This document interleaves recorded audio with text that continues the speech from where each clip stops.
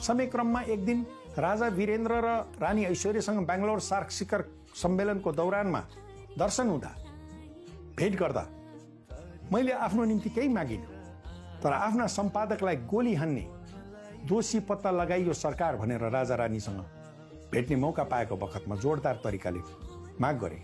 संयोगवश केही समयपछि राजा वीरेन्द्रले न्याय दिएर हो कि के भएर हो पदम ठकुराटीलाई गोली हान्ने दरबार निकटका शक्तिशाली मानिसहरू समातिए, तिनीहरू जेल परे।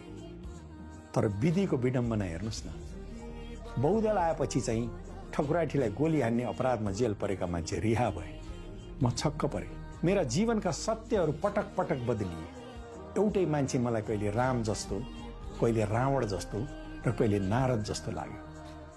पञ्चायत छँदा म सोच्थेँ यो गएपछि राम राज्य आउँछ। पञ्चायत गयो, राम राज्य त होइन, लाउडा काण्डवाला राज्य आयो, जसको रिपोर्टिङ मैले आफै गरेँ।